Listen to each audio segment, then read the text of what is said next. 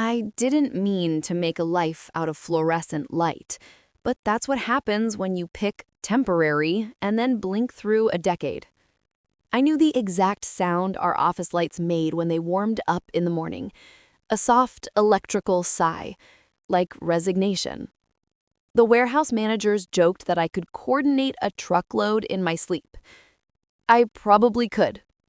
I'd mapped enough routes and juggled enough pallets to build a city. On Thursday nights, when the city outside my window sank into that blue hour that makes glass look like water, I opened job boards I had no business opening. The conservation listings were a private, quiet ache. I'd scroll like someone tracing the outline of a scar. Education programs, field techs, wildlife rehab, master's preferred, 5 years required. I had a bachelor's in biology that felt like a distant summer camp. I had a safe salary, health insurance, PTO, and a stomach that tightened every time I passed the nature center on my way home. That night in late September, my cursor landed on Conservation Coordinator, Wildwood Sanctuary.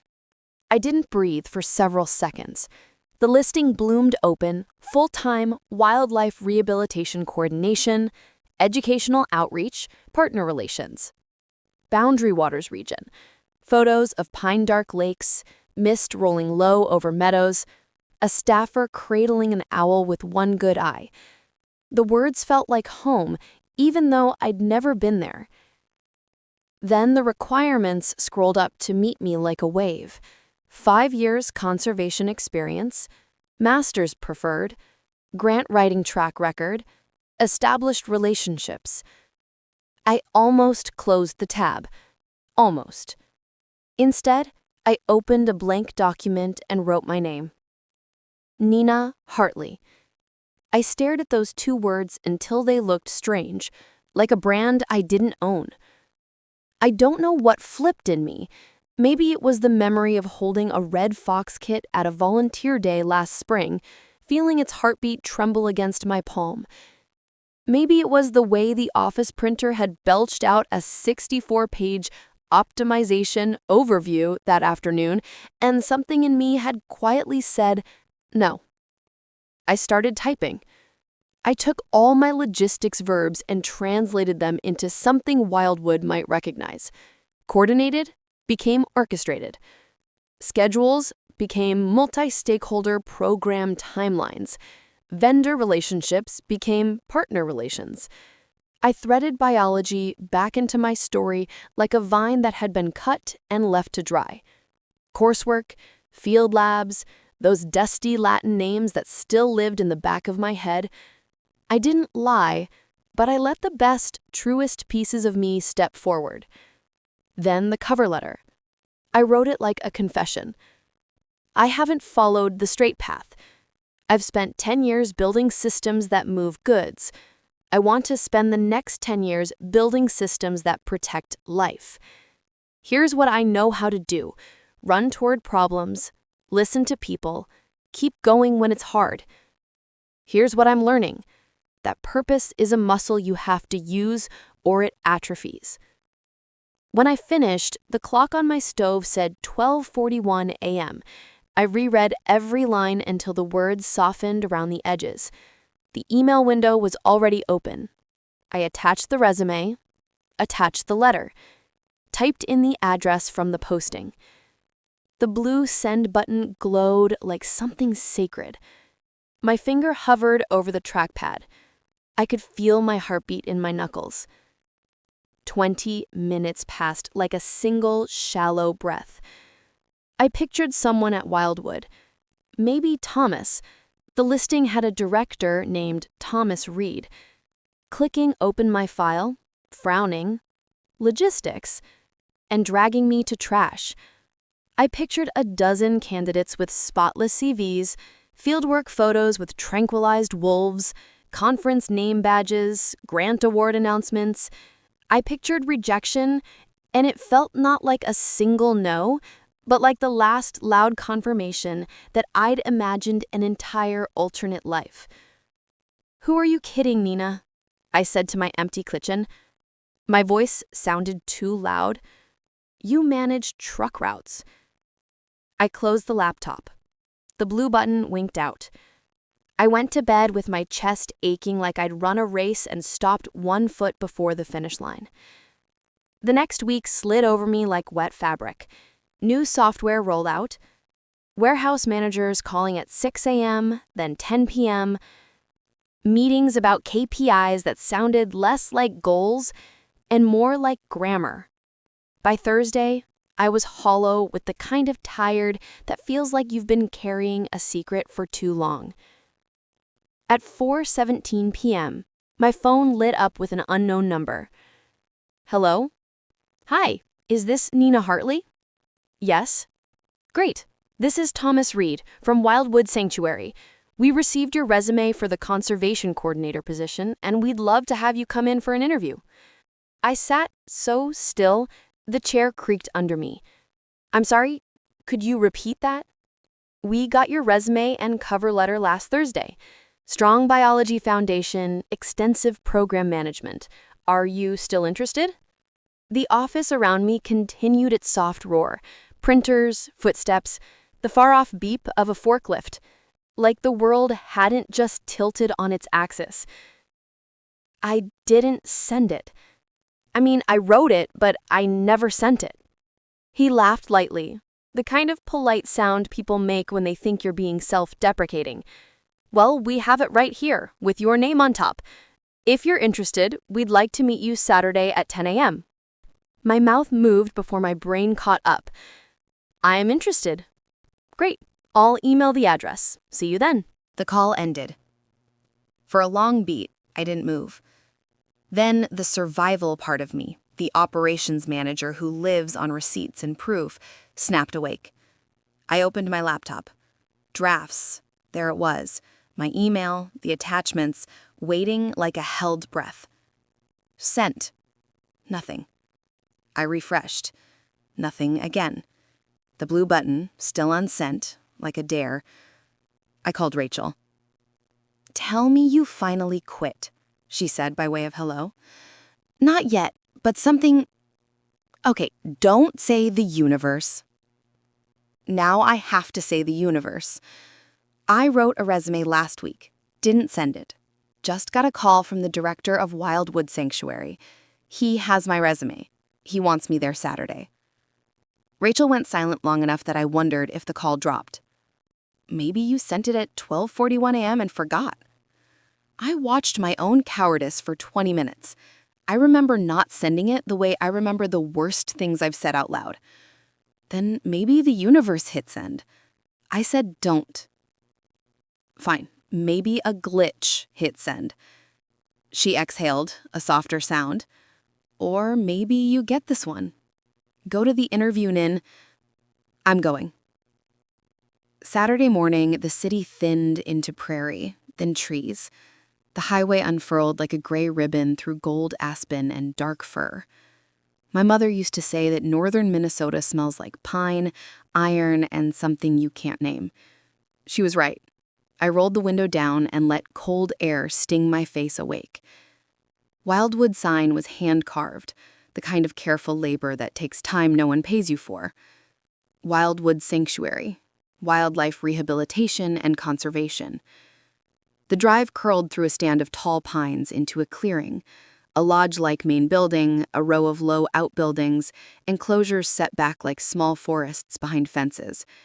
The place didn't look like a park. It looked like a promise. My stomach did a slow flip.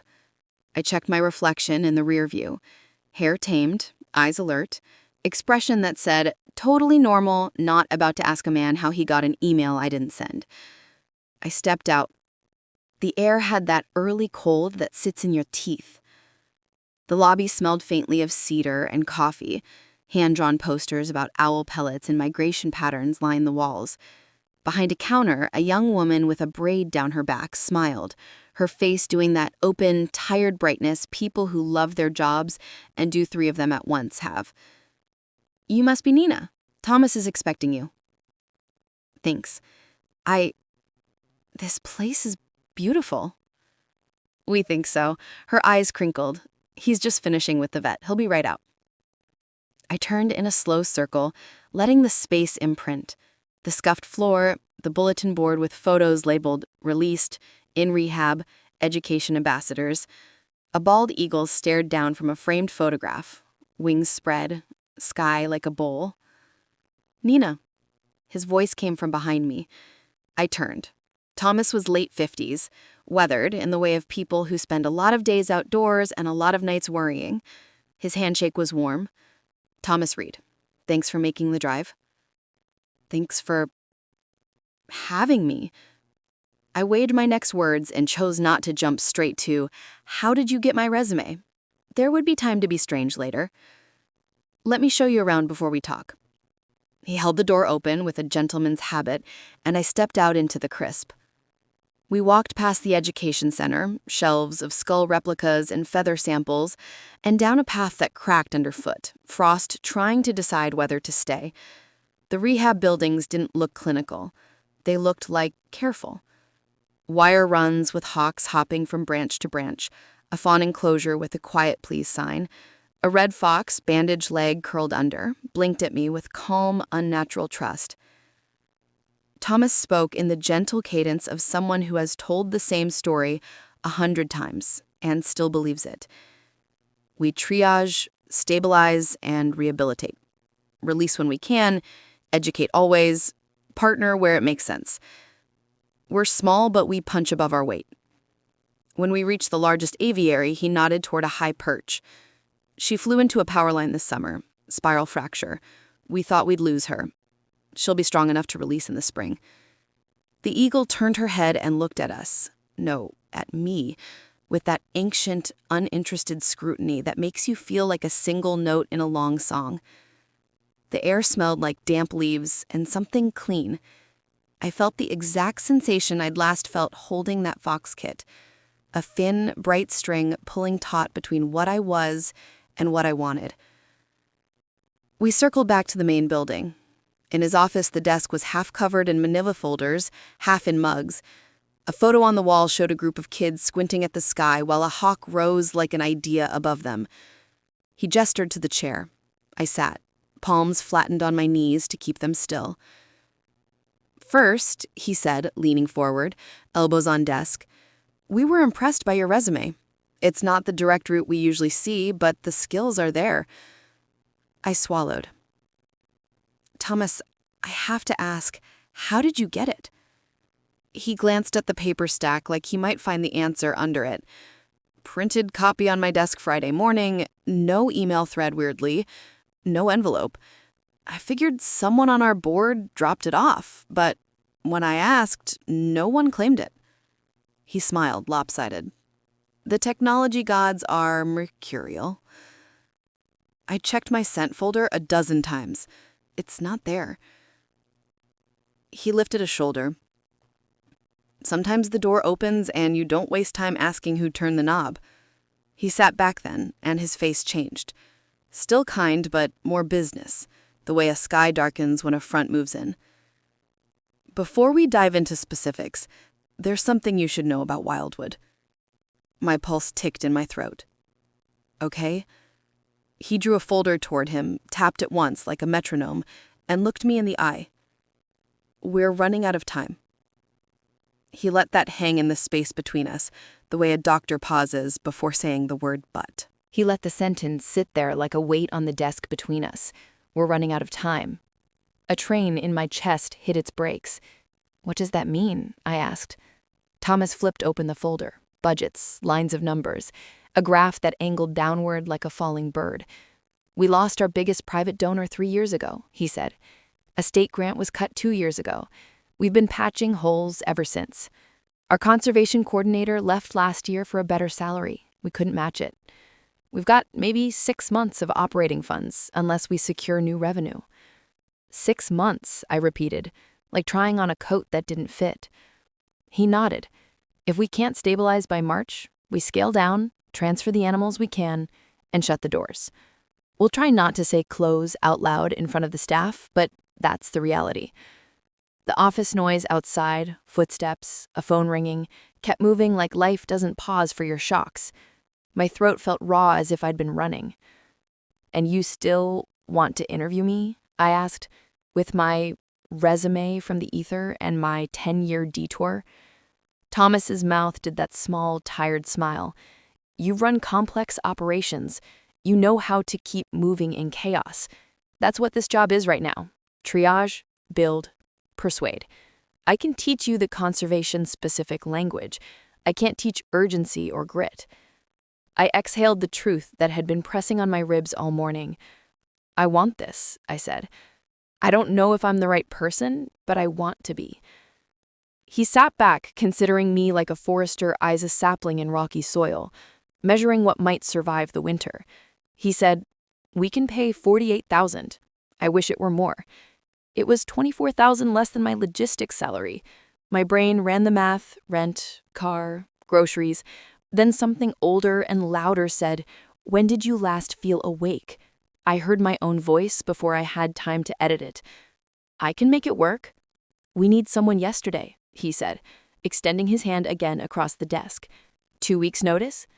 I shook his hand. 3 weeks from today. Outside, the cold hit my face like clarity. I texted Rachel. I said yes. She immediately called. "You said the pay cut yes? You did it?" "I did it," I said, staring at the pines. The air smelled like iron and smoke from somewhere I couldn't see. I felt it then, the strange, humming peace that isn't the absence of fear, but the presence of direction. My first day was a Monday that dawned the color of a nickel. Thomas met me at the door with a stack of folders that looked like a dare. He said, "This is what we owe the next 3 months. Grant deadlines, donor prospects, school program calendars. Start where you think we'll see the most immediate impact." He introduced me down the hall, Harry, the vet, with warm hands and a weary kindness, Claire, who ran rehab with a no-nonsense tenderness, Jerry, maintenance in miracles, whose hat lived permanently on his head like a second skull. "Welcome to the circus," Jerry said, shaking my hand. "We're the clowns and the trapeze." I laughed, a quick burst that steadied me. Then I sat and opened the first folder. Grant guidelines read like polite riddles. Outcomes versus outputs, logic models, measurable impact. I built a spreadsheet to track deadlines, eligibility, average award size, required attachments. I color-coded the calendar until it looked like a quilt. At lunch, Claire showed me the food prep charts for the rehab animals, mice, fish, specific diets, and I learned how to log a kestrel's appetite. At 4 p.m., a middle school teacher emailed asking if we had any spring field trip slots. I answered with a yes that I would later realize was 3 steps premature. By Wednesday, I was falling asleep with my fingers still typing. I wrote a grant proposal like I'd write a shipping plan. Clear objectives, crisp timelines, bulleted efficiency. It felt wrong, like wearing a suit to go hiking. I rewrote it with story, with the bald eagle's fracture and the fax's quiet breath. I added numbers, release rates, education attendance, cost per animal per day. I proofread until the sentences lined up straight like fence posts. I submitted it at 11:08 p.m. and stared at the submitted confirmation as if it would morph into a check. It didn't. The denial arrived faster than I knew denials could move. Proposal lacks specific programmatic outcomes and clear evaluation measures.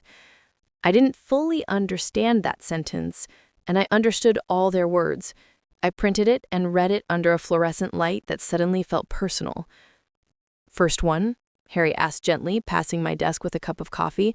"First one," I admitted. He leaned on the edge of the desk. "No one teaches us how to do this," he said.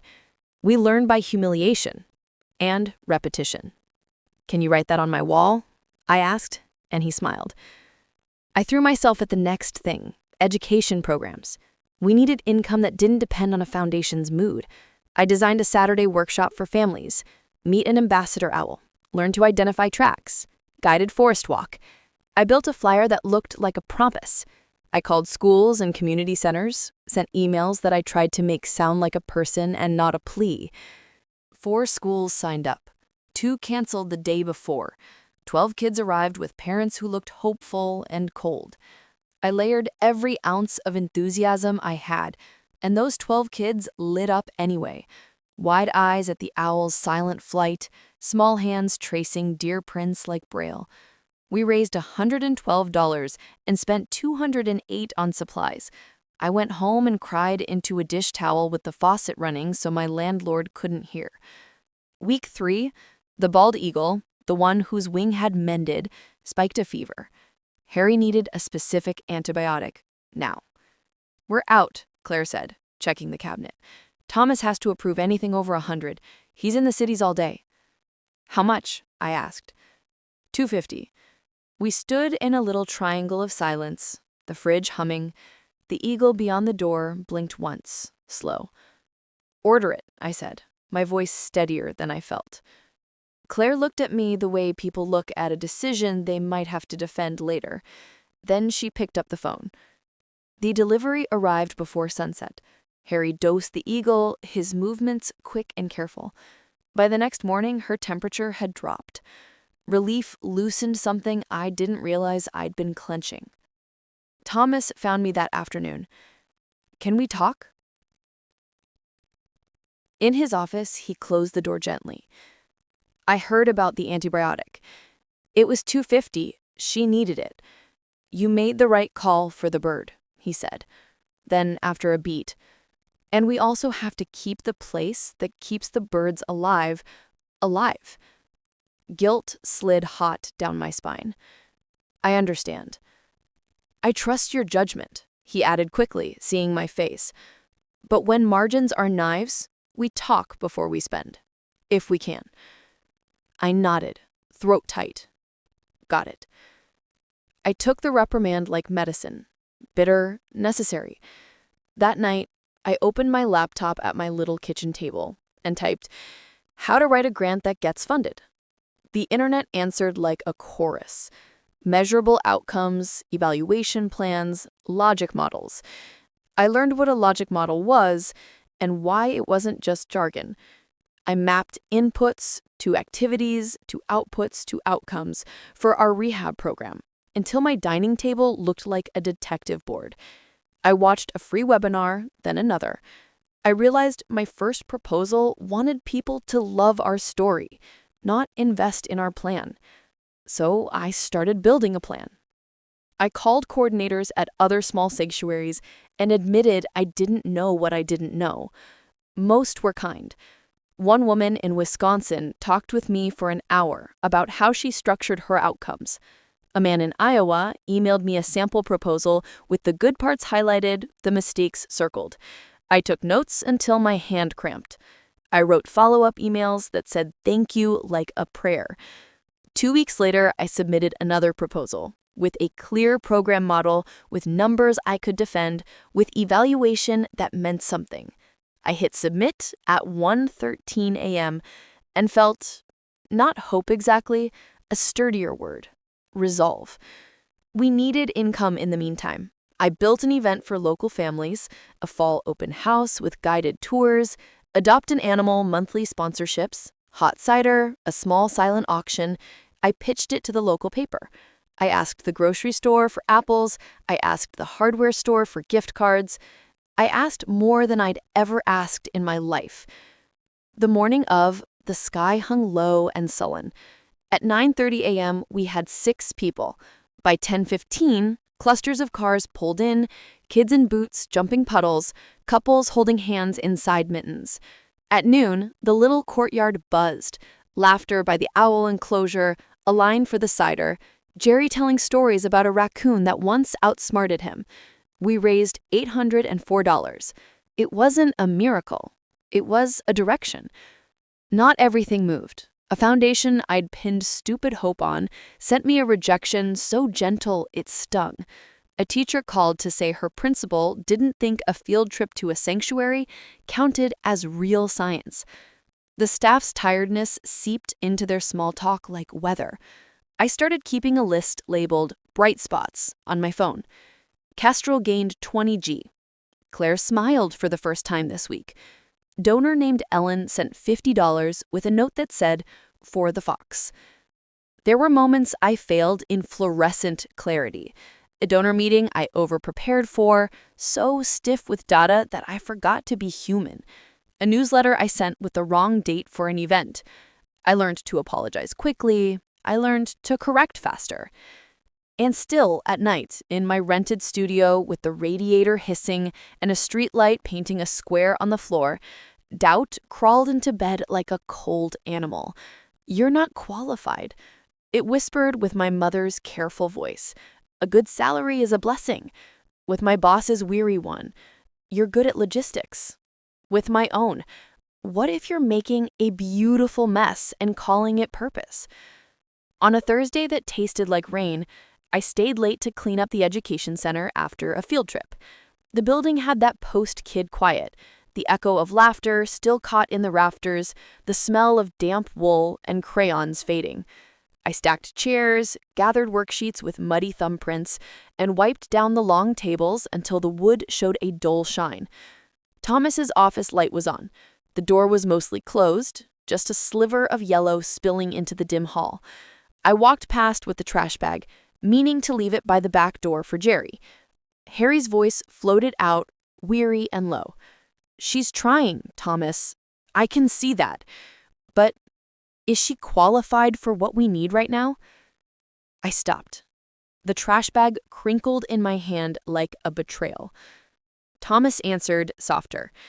"She's smart, she's fast, but the clock is faster." My heart thudded once hard, as if it wanted to be let out. Harry again. "Every grant so far." I didn't hear the rest because I'd taken a step I didn't intend toward that slice of light, like a moth. The door was ajar just enough that I could see the edge of Thomas's desk, the corner of his hand, the tilt of his head as he listened. My name hung in the air like a blade. I stood there, trash bag against my knee, breath held, listening to men I respected discuss the one thing I had been afraid to say out loud. What if I'm not the person who can save this place? The next sentence would either break me or turn me into something else. Their voices were soft, but every word landed like a pebble in still water, rippling straight through me. "She's trying," Harry said again, "but trying might not be enough." Thomas sighed, the sound of a man who'd been carrying too much for too long. "We didn't have other applicants, Harry. We needed someone in the seat. So we took a chance," Harry replied. "But every grant's been rejected, and we're down to months, not years. If she can't find funding, then we close," Thomas said quietly. "And it won't matter who's sitting in that chair." The air in my lungs turned thin. I backed away from the door, slow and silent, trash bag still clutched in my hand. By the time I reached my car, I wasn't breathing at all. I sat there, headlights off, staring at my reflection in the dark window. My face looked older than I remembered. Tired. Out of place. They were right. I wasn't qualified. I'd known it from the moment I hovered over the send button. I'd wanted this job so badly I'd rewritten myself to sound like someone who could do it. But the truth was, Wildwood needed a savior, and I was a tourist, an imposter with good intentions and no map. I cried quietly, the kind of crying that happens without sound. When I finally drove home, the highway lights blurred like streaks of gold through water. The next morning, I called Thomas and said I wasn't feeling well. I stayed in bed, staring at the ceiling. My laptop sat open on the nightstand, tabs of conservation foundations, old emails, job boards. I scrolled through listings again, just like before. Operations manager, Midwest Freight Systems. They were hiring. My old boss would take me back in a heartbeat. The thought of returning to that warehouse, to whiteboards full of numbers that meant nothing, made my chest ache in a new, ugly way. But staying here, in a job where my failure could mean the death of an entire sanctuary, felt unbearable. On the second day, Rachel showed up with coffee and cinnamon rolls. "Still sick?" she asked, dropping her coat on a chair. sick of myself, maybe. She gave me that look only best friends can. The one that says, I'm not leaving until you tell me the truth. I told her everything. The overheard conversation, the rejections, the math that didn't add up, the feeling that maybe the mysterious resume wasn't fate. Maybe it was a mistake. Rachel listened without interrupting, sipping her coffee until I ran out of words. So you're gonna quit? She asked finally. I think I should. I'm just not enough. Do you love it? That's not... Do you love it, Nina? I thought about the eagle with her fierce yellow eyes, about the kids gasping as an owl's wings brushed the air above their heads. I thought about the fox kit, pressing its nose against my glove, trusting me not to hurt it. Yes, I whispered. I love it more than anything I've ever done. Rachel leaned forward. Then stop feeling sorry for yourself and get good at it. It hit like a slap, the kind that wakes you up. That night, I sat at my laptop again, but this time, I didn't open job boards. I opened YouTube, then Coursera, then Google. I found online courses in grant writing and fundraising management. I signed up for 2 immediately, one free, one paid for with the last $89 in my checking account. I joined a professional group for wildlife rehabilitation coordinators, introduced myself, asked questions, admitted what I didn't know. At midnight, I emailed 5 different conservation organizations, real ones, big and small, asking if their coordinators would spare me 15 minutes for advice. By 2 a.m., 2 had already replied, "Sure, happy to help, we've all been there." By 3 a.m., my notebook was full of scribbles. Make measurable outcomes clear. Don't just tell a story, show sustainability. Frame every grant around what success looks like. For the first time in weeks, the panic in my chest had somewhere to go. Monday morning, I walked into Wildwood early. The fog was still hanging low between the trees, silver and soft. I found Thomas in his office. "I need to talk to you," I said. He looked up from his computer, eyes cautious. "If this is about what you might have overheard..." "It's not." I took a breath. "You were right. I wasn't ready for this job, but I want to be." He opened his mouth, but I kept going. "Give me 3 months. If I don't get results by then, I'll step down. No paycheck, no hard feelings. Just let me try." Thomas studied me for a long, heavy moment. Then he nodded once. 3 months. "But Nina, that puts us at January. If we don't have significant funding secured by then..." "I know. Then we close. That's why I'm not wasting another day." He leaned back, a small smile ghosting his face. "All right, let's try again." The next 3 months became a blur of exhaustion and electricity. I stopped going home before midnight. I learned to write grants like puzzles, lining up outcomes, activities, budgets, impact statements until they fit perfectly. I learned what metrics meant, what program deliverables were, and how to quantify hope without killing it. I rewrote every rejected proposal, each one tighter, stronger, more honest. In November, I submitted 6 applications. 2 were approved, one for $15,000, one for $22,000.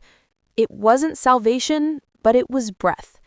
That night, Thomas walked into my office with 2 mugs of coffee and a half smile. "You did it, Nina," he said simply. I grinned, shaky with relief. "I think we can make payroll this month." Barely, but barely is better than never. December brought snow, and my first big idea. I planned a community open house. We'd host tours, offer Adopt an Animal monthly sponsorships, sell hot cider, run a silent auction. This time, I didn't just make flyers. I called the local paper. I partnered with schools. I begged a grocery store to donate cookies and a hardware store to donate lumber for signs. I didn't sleep for 3 days before the event. That Saturday, the sanctuary filled with people, families, teachers, retirees, kids clutching cocoa cups. Jerry gave tours. Harry showed how to bandage a bird's wing. Claire stood by the owl enclosure explaining how they hunt in silence. By the end of the day, we'd raised $8,000. I cried behind the donation table when no one was looking. For the first time, hope didn't feel like foolishness. It felt like fuel. In January, I launched a crowdfunding campaign. Save Wildwood, give wildlife a second chance. I took photos and videos of every animal we cared for. I told their stories. The fox who learned to walk again, the eagle who would fly by spring. I stayed up until dawn editing clips and writing captions. It went viral locally. People shared it, donated, left messages that made me cry into my keyboard. We raised $45,000 in 3 weeks. Then 3 local school districts signed on to a new partnership program, structured visits as part of their science curriculum, paid, recurring, sustainable. When I showed Thomas the numbers, he went silent. Then he looked at me, really looked at me, and said, "You did it, Nina. You didn't just keep us alive, you gave us time."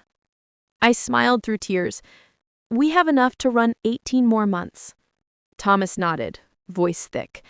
"I think you just earned yourself more than 3 months." A few weeks later, on a cold morning that smelled of thawing earth, I stood in the rehab enclosure. Harry opened the gate. The eagle, the same one I'd fought to medicate months ago, spread her massive wings and launched into the sky. The children watching cheered. My heart did something quieter. It broke open. Thomas stood beside me. "This," he said softly, "is why we do it." And for the first time, I believed him completely. But that night, when I sat in my office, my actual office now, I found myself staring at a framed piece of paper on the wall.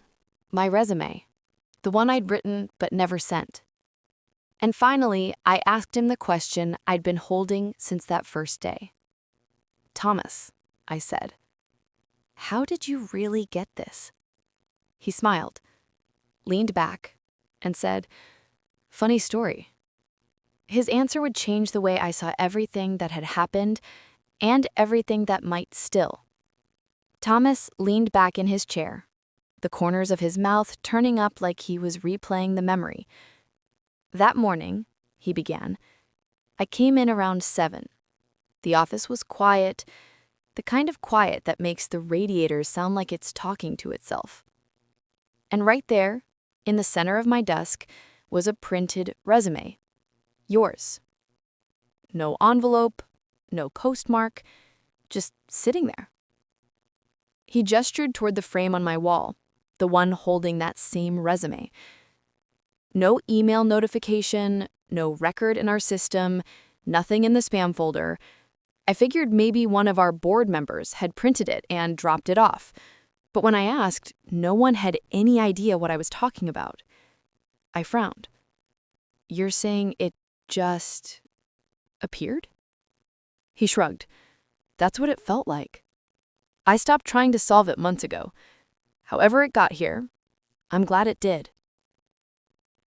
I stared at the page, the words I'd typed late at night, the file I'd never sent, the faint printer ink, the header with my name that somehow had traveled 2 hours north on its own. It could have been a glitch. Some kind of autosave sync gone rogue, a cloud backup that misfired. Maybe I'd brushed the trackpad wrong that night and sent it without realizing. But deep down, a quieter thought whispered, maybe it was meant to find its way here. The months that followed were a kind of awakening. Wildwood was breathing again, not easily, not without work, but steadily. We'd secured 2 multi-year grants. The school partnership program expanded to 10 districts. A new volunteer team began helping with events and care. The sanctuary wasn't surviving anymore. It was thriving. And I was too. I wasn't the scared woman who had once whispered to her laptop, "Who are you kidding, Nina?" I was someone who could sit across from a foundation board and speak about conservation outcomes with confidence. someone who could convince a city council to support environmental education, someone who knew what it felt like to wake up excited to start the day. Purpose, I learned, doesn't arrive like lightning. It builds, slow and stubborn, out of long nights and small wins, and moments when you refuse to quit. 6 months later, in April, the sanctuary hosted a release day. The air was crisp, the sky clear enough to make your heart ache. Dozens of people gathered, donors, students, families, even local reporters.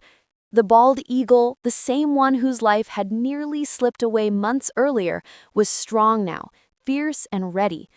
I stood by the enclosure gate as Harry lifted the latch. The eagle hesitated for half a second, then spread her wings, caught the wind, and rose. Gasps rippled through the crowd. Children cheered. Thomas clapped me on the back. "You saved her," he said. But as I watched her soar higher and higher until she was just a speck against the clouds, I thought, no, she saved me.